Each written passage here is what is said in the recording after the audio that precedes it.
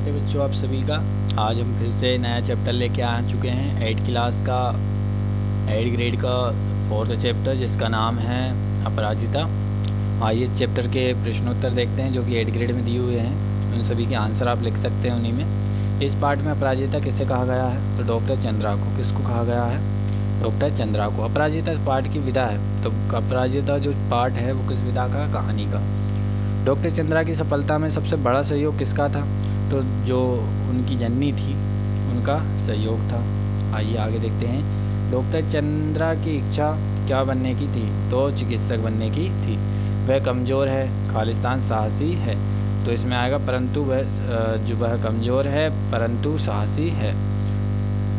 फिर नीचे दिए गए कुछ शब्द हैं, इनको छाँट कर हमें इन रिक्त स्थानों की पूर्ति करना है। आइए करते हैं। लेखिका शिवानी का मूल नाम है, तो क्या था? गोराबंद Shivani. Drugs research institute Khalistan शहर में स्थित है, तो कहाँ पे? लखनऊ में है। फिर डॉक्टर चंद्रा ने खालिस्तान विषय में डॉक्टरेट की उपाधि प्राप्त की थी। किस में उपाधि की थी? माइक्रोबायोलॉजी में। वह शौक हर्ष आश्चर्य के लिए प्रयुक्त विराम चिन्ह को खालिस्तान चिन्ह कहते हैं, तो विस्मयादि बोधक चिन्ह कहा जाता है। ठीक है, इस प्रकार से डॉक्टर चंद्रा की गर्दन के नीचे का शरीर खालिस्तान से निर्जीव हो गया था, तो पक्षाघात के कारण निर्जीव हो गया था। मतलब कि पक्षाघात एक टाइप की बीमारी होती है जिसके कारण वह निर्जीव हो गया था। फिर आगे के प्रश्न है, पाठ की लेखिका ने अपनी पंक्तियों से किसे प्रेरणा लेने को कहा है? तो मेधावी युवकों को। फिर आगे देखते हैं आगे का चैप्टर में क्या दिया हुआ है। आगे दिया हुआ है, डॉक्टर चंद्रा के व्यक्तित्व को एक शब्द या एक वाक्य में व्यक्तित कीजिए। अदम्य साहस, है ना, तो इसमें हमने एक शब्द में लिख दिया। रचना के आधार पर वाक्य प्रकार होते हैं दोस्तों, तीन होते हैं। तो तीन होते हैं। तो पहला क्या है बच्चों? साधारण वाक्य, संयुक्त वाक्य, मिश्र वाक्य।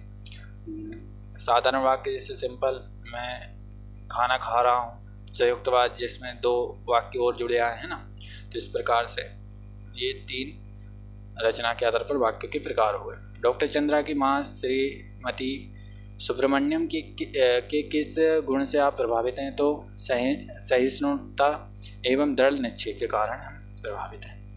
अपराजिता पाठ की लेखिका ने लड़की को देवंगना क्यों कहा है? तो नियति के प्रत्येक आघात को अंतिम अति मानवीय धैर्य एवं साहसपूर्वक झेलते हुए कर्मशीलता के कारण देवंगना कहा है। साहसी जननी किसे कहा गया है और क्यों?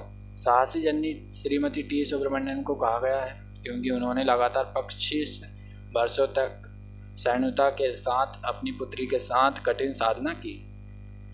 फिर इस पाठ का शीर्षक अपराजिता क्यों रखा गया? जीवन में अनेक कठिनाइयां होने के बावजूद डॉक्टर चंद्रा ने जीवन में कभी हार नहीं मानी और अपने लक्ष्य को प्राप्त किया। इसलिए इस पाठ के शीर्षक के माध्यम से उन्हें अपराजिता कहा गया है। डॉक्टर चंद्रा के ऊपर धर्म में गति किसे आई? तो कैसे आई है? एक ऑर्थोपेडिक सर्जन द्वारा 1 वर्ष तक कष्ट साध्य उपचार चलने के बाद एक दिन स्वयं उनके ऊपर धड़ में गति आ गई। फिर 25 वर्ष तक सहिष्णु महिला ने पुत्री के साथ साथ कैसी कठिन साधना की? इस वाक्य में लेखिका ने किसके जीवन को कठिन साधना कहा और क्यों कहा है? तो 25 वर्ष तक डॉक्टर चंद्रा की माता श्रीमती टी सुब्रमण्यम ने अपनी पुत्री को प्रोत्साहित करते हुए हर प्रकार से साथ दिया, जिसके कारण उन्हें सहिष्णु महिला कहा गया।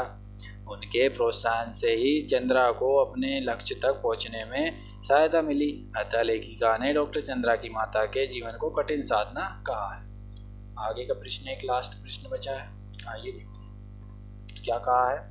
ईश्वर सभी द्वार एक साथ बंद नहीं करता। यदि एक द्वार बंद करता है तो दूसरा द्वार खोल देता है। इस कथन को हमें उदाहरण सहित स्पष्ट करना है।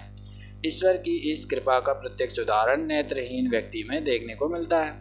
नेत्रहीन व्यक्ति गायन कला या किसी वाद्य विशेष को बढ़ती एकाग्रता के साथ बजा सकते हैं। अतः ईश्वर ने उनको नेत्रों के द्वारा बंद द्वार कर अन्य गायन या वादन की कला के द्वार खोल दिए। प्राचीन कवि सूरदास इसके उदाहरण हैं। जैसे कि दोस्तों कोई अंधा व्यक्ति होता है, अगर उसको दिखता नहीं लेकिन क्या करते हैं, भगवान उनको कुछ न कुछ चीज़ें ऐसी दे देते हैं कि उनका गुजारा चल सके या उसका जीवन व्यतीत हो जाए। जैसे कि कवि थे सूरदास, है ना, ये अंधे थे तो इस प्रकार से आप लिख सकते हैं। तो नेक्स्ट जो चैप्टर है हम आगे देखेंगे। इस चैप्टर में इतना ही। बने रहिए बच्चों चैनल के साथ। धन्यवाद।